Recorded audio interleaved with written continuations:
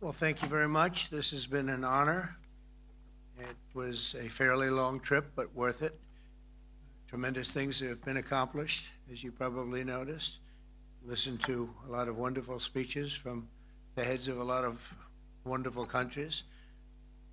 But I want to thank you for joining us at the conclusion of a highly productive NATO summit in the Netherlands.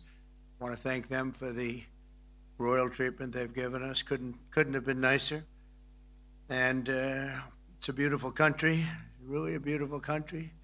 Coming in, I saw the most beautiful trees. In fact, I want to bring some back with me. I want to also thank, I had breakfast this morning with the King and Queen, and they're incredible people. I said, you're central casting, beautiful people, great people, big, beautiful heart. And I enjoyed that. And also NATO Secretary General Mark Rutte, who's been terrific. He's been a friend of mine, used to be right here running this wonderful country. Now he's the NATO Secretary General. He's doing a fantastic job. And the Prime Minister, we appreciate everything you've done. And as you know, last weekend, the United States successfully carried out a massive precision strike on Iran's nuclear enrichment facilities, and it was very, very successful. It was called obliteration. No other military on earth could have done it, and now this incredible exercise of American strength has paved the way for peace with a historic ceasefire agreement late Monday, and we call it the 12-day war. Spoke to a few people. I guess that just sounded like the right name. It was a 12-day war. And we think it's over. I don't think they're going to be going back at each other. I don't think so. Not only have we dealt decisively with the critical threat of Iran's nuclear program, which was what I wanted. I said, Iran cannot have a nuclear weapon. I've said that for 15 years, long before I decided to do the political thing. But we've also reasserted the credibility of American deterrence, which is like no other. The people at NATO said there's never been anything. You know, I rebuilt the entire military during my first term. And we have a great military. We have great generals. Got to know the good ones and the bad ones. We kept the good ones. Over the past 2 days, I was honored to participate in the NATO leaders meeting, and also had extremely good individual discussions with the King and the Queen, Secretary General Rutte, and the Prime Minister. Great discussions, very knowledgeable people. Major focus of our conversations at the summit was the need for other NATO members to take up the burden of the defense of Europe, and that included the financial burden. As you know, it was 2%. We got it up to 5%, and they said, a couple of them came up to me, one in particular said, sir, we've been trying to get it up to 3% for 20 years, and we haven't been able, and you got it up to 5%. So they're going to be, most of them, I guess almost all of them, are going to be contributing now, 5%, a number that people are surprised at, but you need it today. The United States accounts for 2/3 of all NATO defense spending, and since I began pushing for additional commitments in 2017, believe it or not, our allies have increased spending by $700 billion. I said to people, you don't have any money, and a lot of them weren't paying. And so I started the process, and I picked it up as soon as I got back, which is 6 months ago. And following my election last November, almost all have accelerated plans to reach the 2%, 3%, 4%, and then ultimately, very quickly, 5%. And all of this is going to be done very quickly, almost immediately. You probably know this as well as I do. I'm sure they've been talking about it. It's really been a big focus. In a very historic milestone this week, the NATO allies committed to dramatically increase their defense spending to that 5% of GDP, something that no one really thought possible. And they said, you did it, sir, you did it. Well, I don't know if I did it, but I think I did. This will be known as the Hague Defense Commitment, which is pretty good, pretty appropriate. When the Allies reach this number, it will add more than $1 trillion a year. Think of that, $1 trillion per year to our common defense. And this is a monument really to victory, but it's a monumental win for the United States because we were carrying much more than our fair share. It was quite unfair, actually. But this is a big win for Europe and for actually Western civilization. For years, past administrations failed to get most allies to contribute even the 2%. I remember when I came here, we had 4 countries that were up to 2%, and I remember Poland was there. A couple of them were there, and but most of them were. We had 28 at the time, as you know. It's increased a little bit, and they've agreed now to more than double their budgets in all cases. And Europe stepping up to take more responsibility for its security will help prevent future disasters like the horrible situation with Russia and Ukraine, and hopefully we're going to get that solved. Last week they lost 7,000 soldiers, mostly soldiers, but they're also getting hit in Kiev. They're getting hit in some of the towns also. And that means life. Life is disappearing also in the cities and towns. Should have never happened, would have never happened if I was president. Said it 1,000 times, and it never did happen. It's never even thought about. But it's vital that this additional money be spent on very serious military hardware, not bureaucracy, and hopefully that hardware is going to be made in America because we have the best hardware in the world. You saw that where 14 missiles were shot at us the other day. And they were very nice. They gave us warning. They said, we're going to shoot them. Is 1 o'clock okay? They said, it's fine. And everybody was emptied off the base, so they couldn't get hurt except for the gunners. They call them the gunners.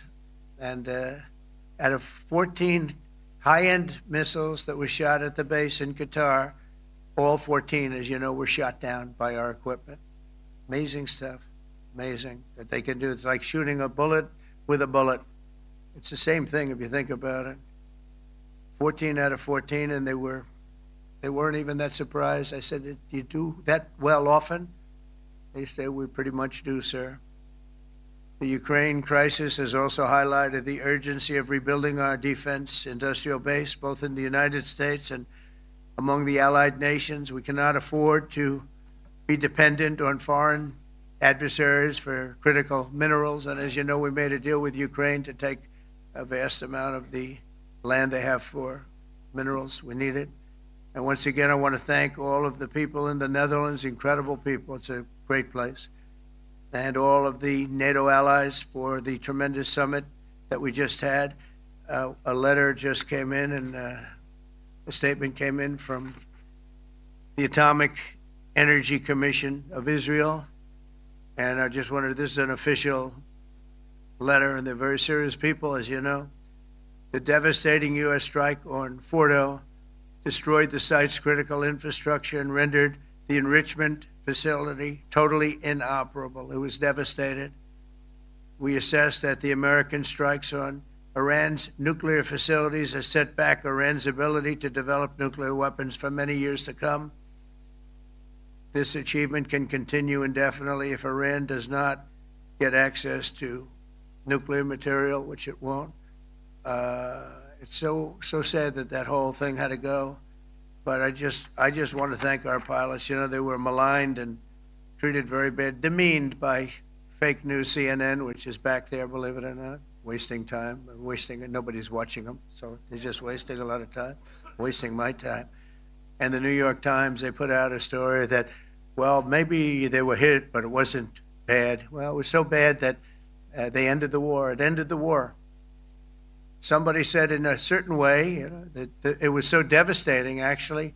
If you look at Hiroshima, if you look at Nagasaki, you know, that ended a war too. This ended a war in a different way, but it was so devastating. Also, they have, out of Dubai, just came that Iran's foreign ministry spokesman, this is Iran's foreign ministry, says its nuclear installations were very badly damaged by the American strike. So what bothered me about these reports were fake reports put out by the New York Times, failing, I call it the failing New York Times because it's doing terribly. Without me, it would be doing no business at all. But, and by fake news, CNN and MSDNC, all of these terrible people, you know, they have no credibility.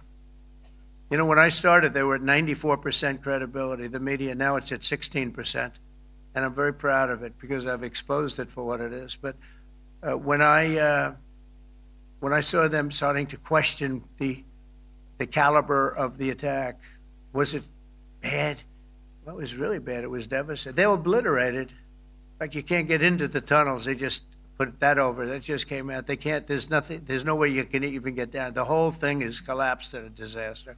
And I think all of the nuclear stuff is down there because it's very hard to remove.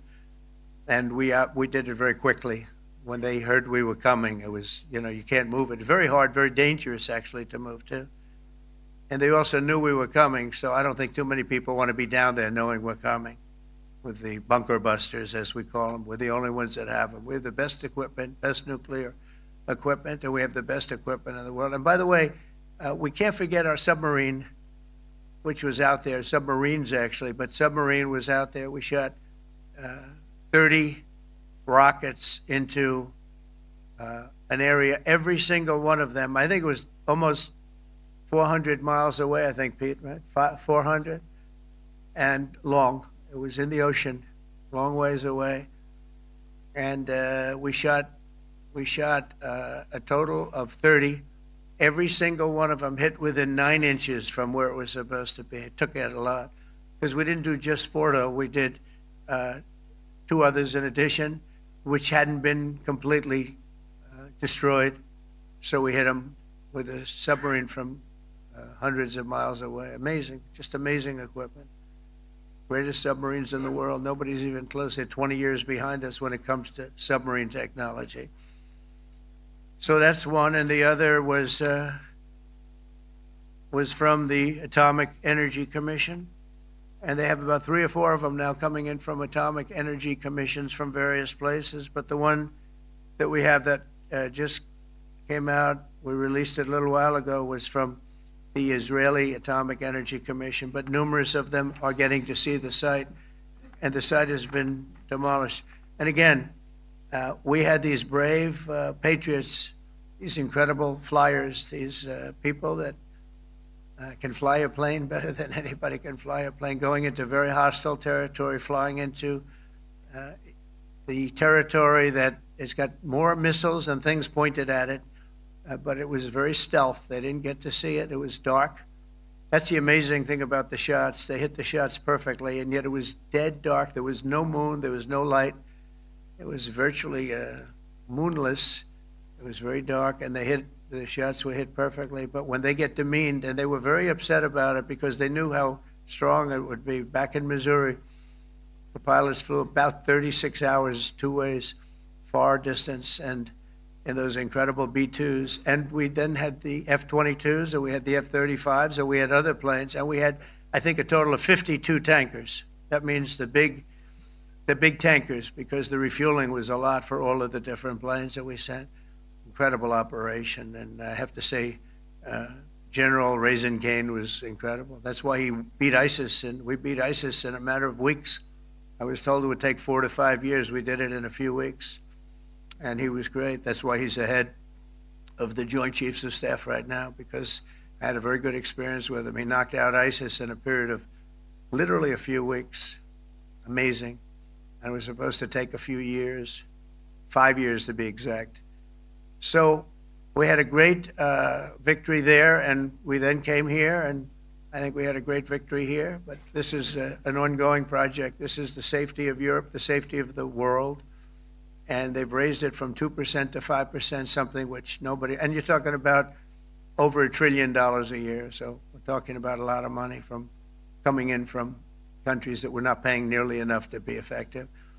So I have, as you know, Marco Rubio with me, and Pete Hegseth, Secretary of State and Secretary of War. Should we say Secretary? You know, it used to be called Secretary of War. Maybe for a couple of weeks we'll call it that, because we feel like warriors. Used to be called Secretary of War. In fact, if you look at the old building next to the White House, you can see where it used to be Secretary of War. Then we became politically correct, and they called it Secretary of Defense. I don't know, maybe we'll have to start thinking about changing it, but we feel that way. Do we have any questions, please?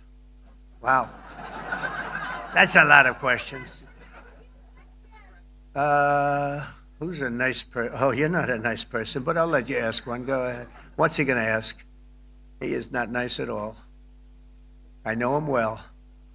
Thank you, Mr. President. Yeah. Thank you for taking the time before flying home. You just said you believe the conflict between Israel and Iran is over. What makes you so confident it is? And what do you do if it isn't? Because I dealt with both, and they're both tired, exhausted. They fought very, very hard and very viciously, very violently, and they were both satisfied to go home and get out. And can it start again? I guess someday it can. It could maybe start soon. I think a big telltale sign was when, as you know, Iran somewhat, by not much, violated the ceasefire, and Israel had the planes going out that morning, and there were a lot of them, 52 of them. And I said, you got to get them back. And they brought them back. They didn't do anything. They brought them back. It was very good. I thought it was amazing, actually. They have fought a hell of a war. They fought very hard. I think the war ended, actually, when we hit the various nuclear sites with the planes. And I just hope you people can give these pilots, these are the best pilots in the world. They're the best shots in the world. They call them shots. That's what they are. And wait a minute. And I just hope you can give them the respect they deserve, because they came home to fake news. And like, oh, gee, there was hardly any damage. The things are decimated.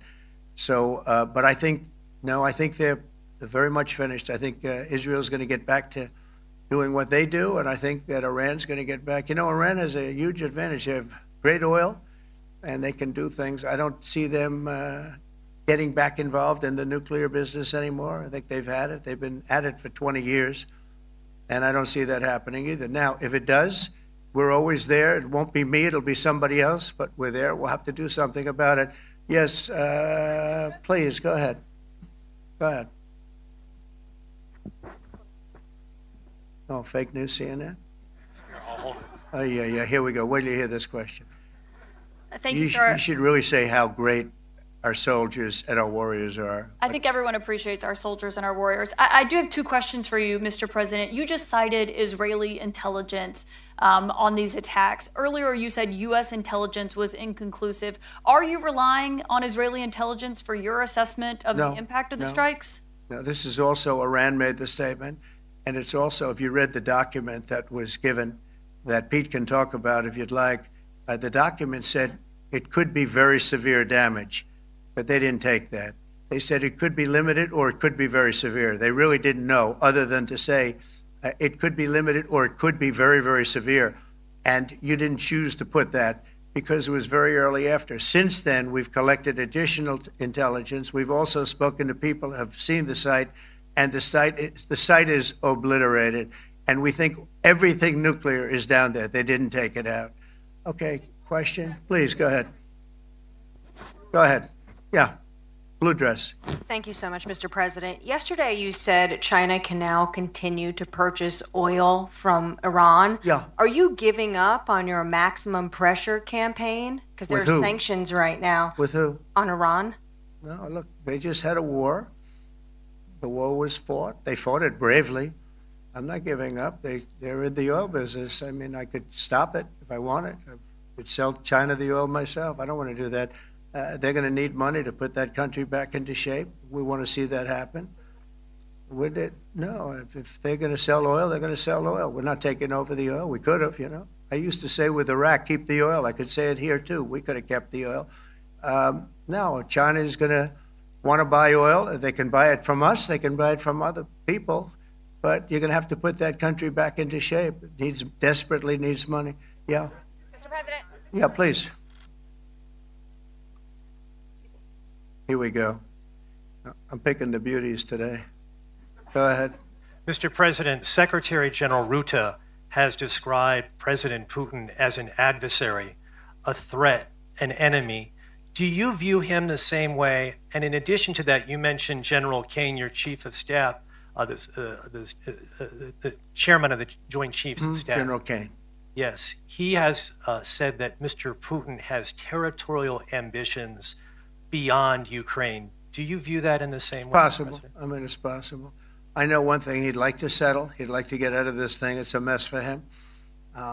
He called the other day. He said, "Can I help you with Iran?" I said, "No, you can help me with Russia."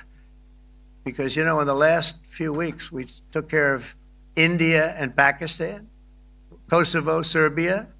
I think on Friday we have coming in, the Congo is coming in, and Rwanda is coming in. That was a vicious war that went on, a machete war, heads chopped off all over Africa. They're coming in.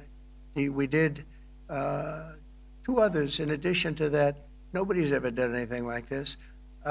No, I consider him a person that's, I think, been misguided. I'm very surprised, actually. I thought we would have had that settled easy. I've settled 4 of them in the meantime. But he did call up, and he said, he's close to Iran. He'd like to help us get a settlement. I said, no, you help me get a settlement with Russia. And I think we're going to be doing that, too. Yeah, please. Go ahead, please. Thank you, Mr. President. You've made clear your position on what impact the strikes had. I wanted to ask you what is next with Iran. For instance, is there any indication from U.S. intelligence that Iran was able to move any material, including No, just the opposite. We think we hit them so hard and so fast they didn't get to move. And if you knew about that material, it's very hard and very dangerous to move. It's called in many people they call it dust, but it's very, very heavy. It's very, very hard to move. And they were way down, they're 30 stories down. They're literally 30, 35 stories down underground. I think you got it all. Oh yeah, we think we think it's covered with granite, concrete, and steel. Can I ask you, are you interested in restarting negotiations with Iran? And if so, have they reciprocated? So or is our this sort of a people, settled Marco matter? could answer this, but our people are not, I'm not. The way I look at it, they fought, the war's done, and, I could get a statement that they're not going to go nuclear. We're probably going to ask for that, but they're not going to be doing it. But they're not going to be doing it anyway. They've had it. They've had it. Now, maybe someday in the future we'll want that. But I've asked Marco, do you want to draw, I just asked him the question as we were walking on the stage, do you want to draw up a little agreement for them to sign? Because I think we can get them to sign it. I don't think it's necessary. Marco, do you want to talk about that, please? Mr. President, I think President Trump has shown a willingness to meet and talk to anybody in the world who's interested in peace. I don't know of any president that's been as willing as he has to meet with anyone and talk about peace. We'd love to have peaceful relations with any country in the world. And so obviously that'll depend on Iran's willingness not just to engage in peace, but to negotiate directly with the United States, not through some third country or fourth country process. But I know of no president, probably in our modern history, that's sought peace more than President Trump has. Sounds like the door is open, but you're in no rush. Is that right? It sounds like the door is open, but I'll you're tell in you no rush. what, look, we're going to talk to them next week with Iran. We may sign an agreement. I don't know. To me, I don't think it's that necessary. I mean, they had a war, they fought. Now they're going back to their world. I don't care if I have an agreement or not. The only thing we'd be asking for is what we were asking for before about we want no nuclear, but we destroyed the nuclear.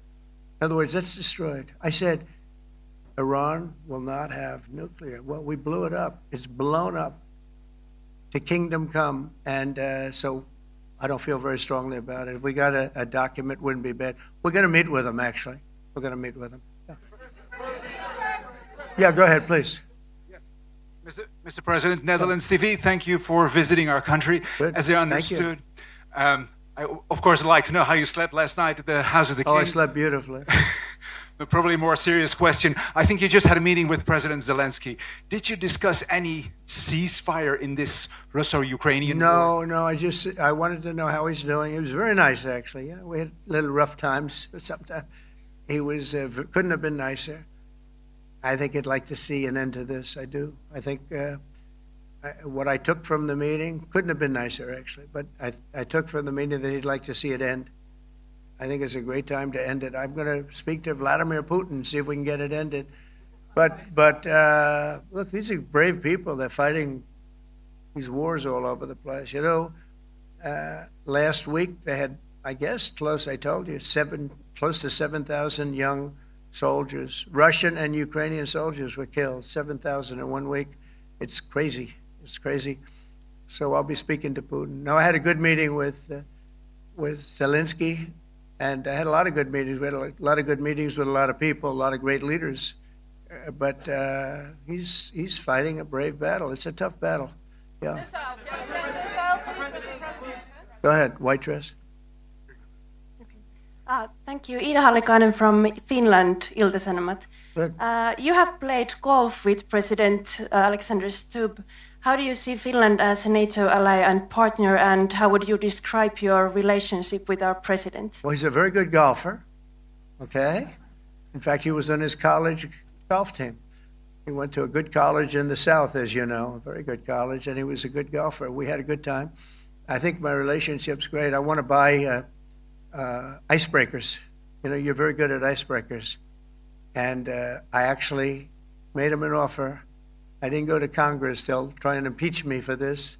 But there's an old, it's not old, it's fairly new, but it's used icebreaker. And I offered him about 1/3 of what he asked for. But we're negotiating. We need icebreakers in the U.S. And if we can get some inexpensively, I'd like to do that. Actually, they'll fix it up, make it good.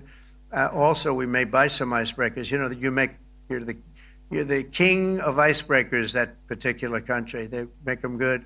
They make them really good, and they know what they're doing. And so we're negotiating with them for about 15 different icebreakers, but one of them is available now. It's old, and it's, old. It's like 5-6 years old, and we're trying to buy it. I'm trying to make a good deal. It's all I do my whole life. My whole life, that's all I do is make deals. Yeah, please. President. Go ahead. Sir, go ahead. Yeah, a question for NewsHour, Dutch TV. First of all, on Article 5, on your way here, you spoke about the commitment of the U.S. to Article 5, saying, I'll give you my definition once we're here. Yeah. What is your definition, and may the U.S. commitment to Article 5 change in case some of the NATO members do not reach the threshold that was discussed today? My second question is following up on a colleague on Iran. What intel reports do say that everything over there was obliterated? Yeah, well, there are numerous of those reports, and they're coming out fast and furious. But the most respected ones we've already seen. And I will say that on a very confidential basis, they're looking at the reports, like numerous reports, and including people going to the site and checking the site. And they're going to be having, I guess you're going to be having over the next couple of days you're going to encapsulate it. But no, the site was obliterated, just like I said it was, and just like the pilots should be given credit for. As far as Article 5, look, when I came here because it was something I'm supposed to be doing, but I left here a little bit differently. I said, I watched the heads of these countries get up, and the love and the passion that they showed for their country was unbelievable. I've never seen quite anything like it. They want to protect their country, and they need the United States. And without the United States, it's not going to be the same. And you can ask Mark, or you can ask any of the people that were there. It was really moving to see it.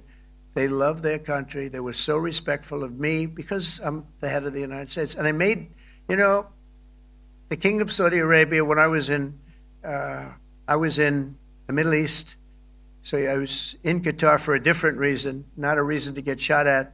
We were in there for economic development reasons, Qatar, UAE, and Saudi Arabia.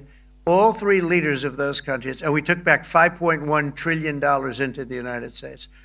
All three leaders said, you're presiding over the hottest country in the world. The United States right now is the hottest, everybody wants to be there, everybody wants a piece of it. He said, a year ago, your country was dead. You had a deadhead running it. You had a country that was dead, and it was dead. You had people pouring through the borders. You had inflation. You had everything. He said, you've made it in 5 months at that time. You've made it the hottest country. This is the hottest country in the world. The United States right now is the hottest country in the world. And when I was around that table, it was a nice group of people, many of whom I knew from previous. When I saw the passion they had for the country, and almost everyone, and you probably have the tapes, it was very public, but almost every one of them said, thank God for the United States. Without the United States, they couldn't really have NATO. It wouldn't work. It wouldn't work. It will in the future because now they're paying much more money, but it wouldn't work. It was great. And I left here differently. I left here saying that these people really love their countries. It's not a ripoff, and we're here to help them protect their country. Okay, we'll do one or two more. Thank you, Mr. President. A question on Spain. Are you satisfied with today's? Oh, I think European Spain's sign- terrible what they've done. No, I do. They're the only country that won't pay the full up. They want to stay at 2%. I think it's terrible. And you know, they're doing very well. The economy is very well. And that economy could be blown right out of the water with something bad happening. You know, Spain is the only country that, are you from Spain? Yeah. Good, congratulations. You're the only country that is not paying. I don't know what the problem is. I think it's too bad. So we'll make it up. You know what we're going to do? We're negotiating with Spain on a trade deal. We're going to make them pay twice as much. And I'm actually serious about that. We're going to make Spain, I like Spain. I have so many people from Spain that it's a great place and they're great people. But Spain is the only country out of all of the countries that refuses to pay. And, you know, so they want a little bit of a free ride. But they'll have to pay it back to us on trade because I'm not going to let that happen. It's unfair. It's unfair to NATO. All right, sir, please. Go ahead, right in the back. Yeah, you, tall one. The tall man. Mr. President, Johannes Petra from Austrian National Television. How are you? You once said that you would end the Ukraine war in 24 hours. You later said you said that sarcastically. Well, of course it was sarcastic. But you've now been in office for 5 months and 5 days. Why have you not been able to end the Ukraine war? Because it's more difficult than people would have any idea. Vladimir Putin has been more difficult. Frankly, I had some problems with Zelensky. You may have read about him. And it's been more difficult than other wars. I mean, look, we just ended a war in 12 days that was simmering for 30 years, frankly. We ended Rwanda and the Congo. It's coming to sign the documents. We've already signed basic documents, but they're coming, I think, to the White House on Friday. We ended, Serbia was going to go at it. But maybe the most important of all, India and Pakistan.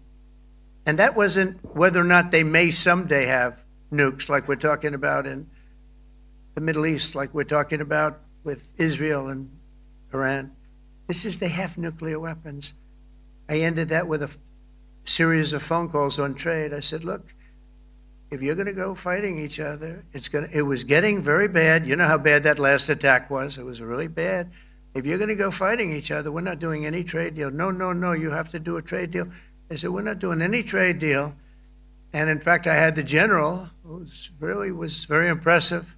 The general from Pakistan was in my office last week.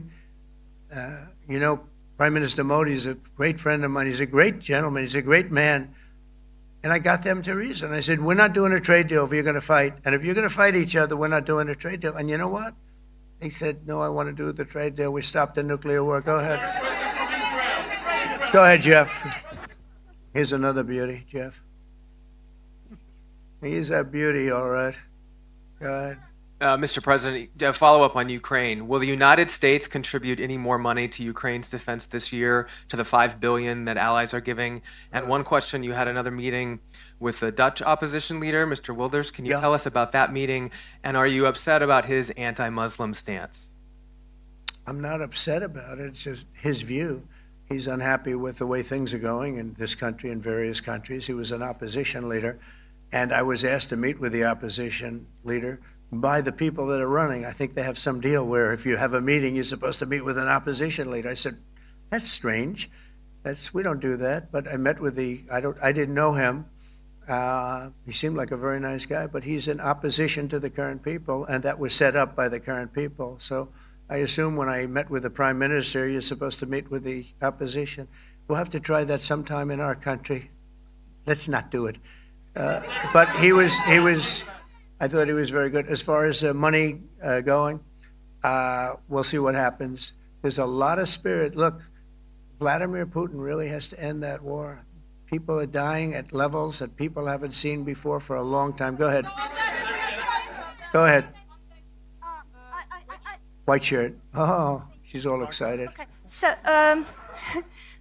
BBC News Ukrainian. I would Where are like you to from? ask you, I'm from Ukraine. Oh. So my question to you is whether or not the U.S. is ready to sell anti-air missile systems Patriot to Ukraine. We know that Russia has been pounding Ukraine really heavily right now. Are you and, living yourself now in Ukraine? my husband is there. Wow. And I can see you're very, it's amazing. and me with the kids, I'm in Warsaw actually because he wanted me to be Is your there. husband a soldier? No? He is. He's there now? Yeah. Wow. That's rough stuff, right? That's tough. And you're living here? In Warsaw. And you're a reporter? I am. Good. So let me just tell you, they do want to have the anti-missile missiles, okay, as they call them, the Patriots. And we're going to see if we can make some available, They're very hard to get. We need them too. We were supplying them to Israel, and they're very effective, 100% effective. Hard to believe how effective. And they do want that more than any other thing, as you probably know. That's a very good question, and I wish you a lot of luck. I mean, I can see it's very upsetting to you. So say hello to your husband, okay? Thank you. Go ahead. Thank you. Thank you, Mr. President. You were criticizing Where are you from? Bloomberg News. Oh, Bloomberg. That's wonderful. You were criticizing the Federal Reserve Chair before coming to this summit. Yeah, I think he's terrible. I was wondering if you've begun interviewing different candidates for the Fed pick. Yeah, I know within 3 or 4 people who are going to pick. I mean, he goes out pretty soon, fortunately, because I think he's terrible. We have no inflation. We have a tremendous economy.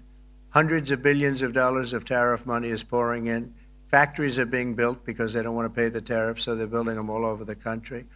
I think we're close to $15 trillion. I told you 5.1 trillion from the Middle East alone, but of investment money coming in. There's never been anything like that in the history of our country. But we have no inflation. And we have borrowing because Biden, stupidly, they did short-term debt. So we have borrowing coming up.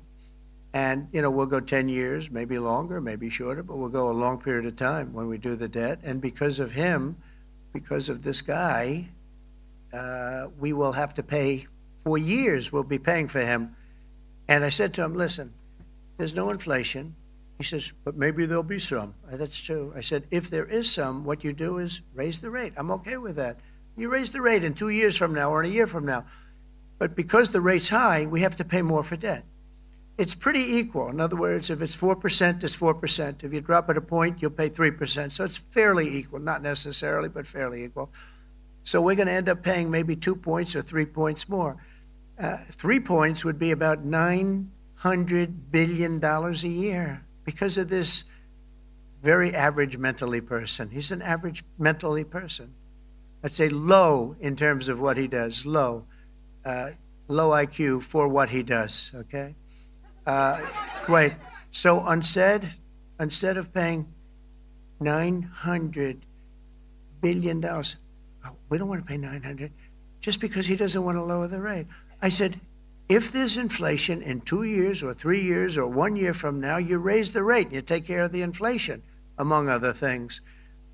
But he's probably a very political guy, I guess. I don't know. I think he's a very stupid person, actually. All right, one more. Let's go. How about you? Go ahead. She looks so happy and everything. Thank you. That's why I I'm picked from her. Spain too. I'm Ana Buch from La Vanguardia. I wanted to know if you... You're where from? Spain too. Ah. I wanted to know if you want to That's the negotiate... Spain corner right there. Shouldn't have said that. That's okay. I do like Spain, by the way. I think it's unfair that they're not paying, but go ahead. Are you going to negotiate directly with Spain about... I'm going to negotiate directly with Spain. I'm going to do it myself. They're going to pay. They'll pay more money this way. You should tell them to go back and pay. You're a reporter? Tell them to go back. They ought to join all of those countries that are paying 5%. Spain's going to be just about the only one that's not. They were the most hostile toward doing it. It just doesn't make sense to me. Okay. All right, Kelly, go ahead. Here we go. Here's another one. Hello, sir. Thank you very We much. got them all today. Okay. So, Mr. President, you talked about expecting some on-the-ground assessments at Fordo and other Yeah. sites. Now here- Is that here again. Israeli and U.S.? It's been obliterated, Kelly. It's been What is your message then, sir, to the intelligence community when they present reports? You're not disputing the DIA report. You're just They presented a exists. report that wasn't finished. We're talking about something that took place 3 days ago. I understand that, sir. The It was an report was initial done assessment. So 2 what days is ago. your- Wait a minute. Yes. They didn't see it. All they can do is take a guess. Now, if you take a look at the pictures, if you take a look how it's all blackened, you know the fire and brimstone is all underground because it's granite and it's all underground. You don't show it. But even there, with all of that being said, the whole area for 75 yards around the hole where it hit is black with fire. The group that's run by this gentleman, in fact, you may want to talk about it for a second because we're going to issue a report. And I think it's not even a very exciting report at this point. It's been obliterated, totally obliterated. And they did a report, but it was like, if you look at the dates, it's just a few days after it Understood, happened. sir. So they didn't see it. They said it may be very severe. Go Understood. ahead. Do you have a message for the intelligence community, though, in terms of unvarnished information getting to you, that it's not I don't just- really have a message. I would say issue the report when you know what happened. I wouldn't say that it could be severe or maybe not. They use the word severe. It could be severe or maybe it's not. And briefly, So people like you picked up and said, oh, it's not severe. We're just No, looking for the the answer. report was not a complete report. Yeah, the message was probably wait till you know the answer before you. and Go sir, ahead. did you not have a public component to your Zelensky meeting for a tactical reason with President Putin? Let him answer this. Hello, Mr. Secretary. Yeah. There's a reason the president calls out fake news for what it is. These pilots, these refuelers, these fighters, these air defenders, the skill and the courage it took to go into enemy territory flying 36 hours on behalf of the American people and the world to take out a nuclear program is beyond what anyone in this audience can fathom. And then the instinct of CNN, the instinct of the New York Times is to try to find a way to spin it for their own political reasons to try to hurt President Trump or our country. They don't care what the troops think. They don't care what the world thinks. They want to spin it to try to make him look bad based on a leak. Of course, we've all seen plenty of leakers. And what do leakers do? They have agendas. And what do? Do they share the whole information or just the part that they want to introduce? And when they introduce that preliminary report that's deemed to be a low assessment, you know what a low assessment means? Low confidence in the data in that report. And why is there low confidence? Because all of the evidence of what was just bombed by 12 30,000-pound bombs is buried under a mountain, devastated and obliterated. So if you want to make an assessment of what happened at Fordo, you better get a big shovel and go really deep, because Iran's nuclear program is obliterated. And somebody somewhere is trying to leak something to say, oh, with low confidence, we think maybe it's moderate. Those that dropped the bombs precisely in the right place know exactly what happened when that exploded. And you know who else knows? Iran. That's why they came to the table right away, because their nuclear capabilities have been set back beyond what they thought were possible because of the courage of a commander-in-chief who led our troops, despite what the fake news wants to say. But you're not disputing the report said what it said, even though it was initial. The report said what it said, and it was fine. It was severe, they think, but they had no idea. They shouldn't have issued a report until they did, but we've gotten the information. I think Pete said it better than you can say it. And, you know, you should be proud, you, especially you, should be proud of those pilots, and you shouldn't be trying to demean them. No, there's a Those difference, sir, pilots between flew asking about at an great assessment risk, a and big the chance that skill they'd of never the come US back home and see their one husbands is or their questioning wives. the skill Let of me the just US tell you, military. you and NBC fake news, which is one of the worst, and CNN, New York Times are all bad. They're sick. There's something wrong with them. But you know what? You should be praising those people instead of trying to find some. By getting me, by trying to go and get me, you're hurting those people. They were devastated. You know, I got a call from Missouri, great state, that I won 3 times by a lot. And I got a call that the pilots and the people on the plane were devastated because they were trying to minimize the attack. And they all said it was hit. But we don't think it was really maybe hit that badly. And they were devastated. They put their lives on the line, and then they have, and I'm not referring to you, but real scum come out and write reports that are as negative as they could possibly be. It should be the opposite. You should make them heroes and heroines. You should make them really people that they were so devastated when they heard this news. And you know what they said? One of them, I spoke to one of them, said, "Sir, we hit the site. It was perfect. It was dead on." Because they don't understand fake news, because they have a normal life, except they have to fly very big, very fast planes. But it's a shame. You should be making them heroes. All right, in the back. Go ahead, back, white, yeah. White jacket, yeah. Go ahead, give my mic. Hello. Deborah Haynes from Sky News. Mark Rutte, the NATO chief, who is your friend, he called you daddy earlier. Do you regard your NATO allies as kind of children? No, he likes me. I think he likes me. If he doesn't, I'll let you know. I'll come back and I'll hit him hard, okay? No? Do you He regard- did it very affectionate. Daddy, you're my daddy. Do you regard your NATO allies, though, as kind of like children, and they're obviously listening to you and they're spending more, and you're obviously appreciative of that, but do you hope that actually they're going to be able to defend themselves, defend Europe on their own without I think they the need United help a States? little bit at the beginning, and I But think in they'll the- be in the able end- to, and I think they're going to remember this day. And this was a big day for NATO. You know, this was a very big day. They took it.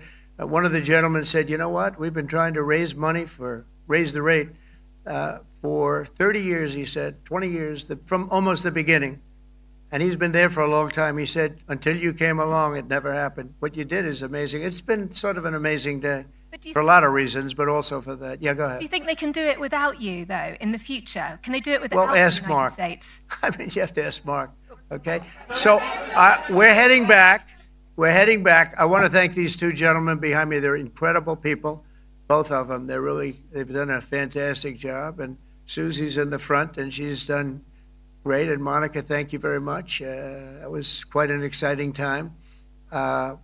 And we're going to be heading back. We'll be back soon, and we'll see you in Washington, D.C. Remember this, we have the hottest country anywhere in the world. Thank you very much, everybody. Thank you.